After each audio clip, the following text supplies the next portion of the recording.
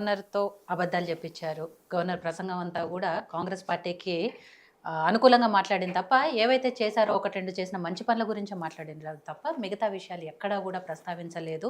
And రైతు విషయంలో రైతు రుణమాఫీ గానివ్వండి, రైతు భరోసా గానివ్వండి, ఇవన్నీ ఎక్కడ ఇవ్వలేదు. కానీ ఇచ్చినట్టుగా గవర్నర్‌తో అబద్ధాలు జెప్పించారు అని మాట్లాడుతున్నారు బీఆర్ఎస్ నాయకులు. At the same time KTR గారు తెలంగాణలో ప్రస్తుత పరిస్థితికి చావు డప్పు కొట్టాల్సింది పోయి, గవర్నర్ ప్రసంగము పెళ్లి డీజేలా ఉంది అని జెప్పేసి మాట్లాడుతున్నారు. సో నిజంగా ప్రసంగంలో ఎలా ఉందంటే కాంగ్రెస్ పార్టీకి అనుకూలంగా మాత్రమే మాట్లాడిచ్చారా? అంటే ఇప్పుడు బేసిక్‌గా బీఆర్ఎస్ పార్టీ నాయకులు వాళ్ళు చెప్తున్నారు. ప్రతిపక్షం ఎవరు అనేది మీరు తెలుసుకోవాలి. ప్రతిపక్ష బాధ్యతగా మీరు ఉన్నారా లేదా అనేది మీరు మీ ఆత్మవిమర్శ చేసుకోవాలి మీరు, మీ పార్టీ. ఇంకో విషయం ఏంటంటే డీజే కొడుతున్నారు అదంటే డీజే టిల్లు లాగా ప్రవర్తిస్తుంది కేటీఆర్.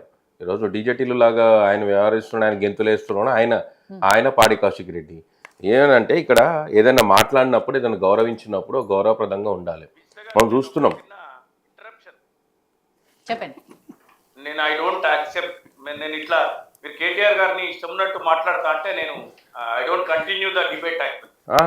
మేము కేటీఆర్ గారిని మేము అంటలేం, మీరే డీజే అంటున్నారు కదా. డీజే అన్నప్పుడు అవునవును, ఇప్పుడు నేను ఈ రోజే అంటున్నాను కాదు, నేను గౌరవంగానే నేను కూడా చెప్తున్నా. నేను గవర్నర్ గారిని గౌరవంగా సావుడప్ అనొద్దు కదా, మరి అది అగౌరవమైనటువంటి విషయం కదా.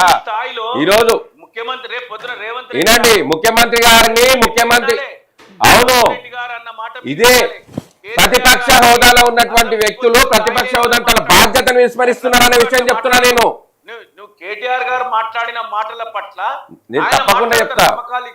మీరు కేటీఆర్ గారిని అంటే నేను ఒప్పుకోవచ్చు. బరాబర్ ఆయన కంటే ఎక్కువ ఉద్యమం చేసిన పని చేసిన ఉన్నాను కాబట్టి బరాబర్ అంతా నేను మాట్లాడతా, నేను చెప్తా.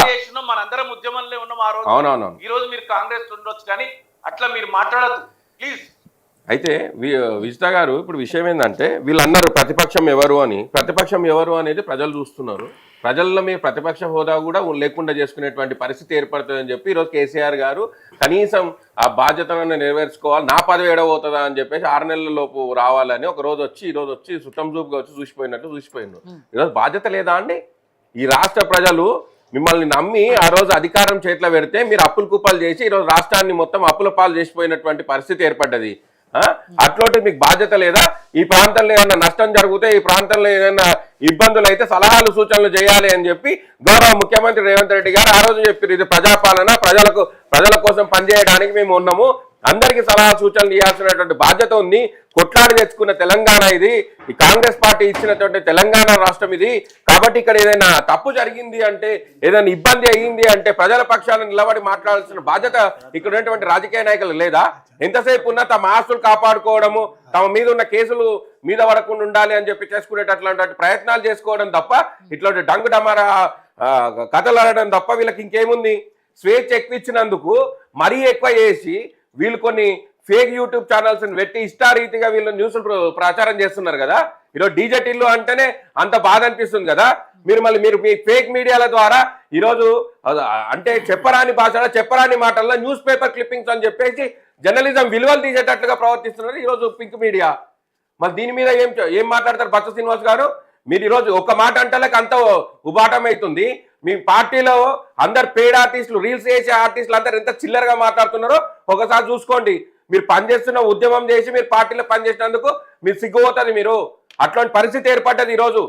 అది అట్లాంటి విషయాల్లో మీరు చూసుకోవాలి. ఇంకో విషయం, ఈరోజు గవర్నర్ గారి ప్రసంగానికి చీఫ్ సెక్రటరీ గారి ద్వారా వాళ్ళు సమాచారం తీసుకొని పూర్తిగా ప్రభుత్వం ఇచ్చినటువంటి నివేదిక ఆధారంగా వారు మాట్లాడతారు.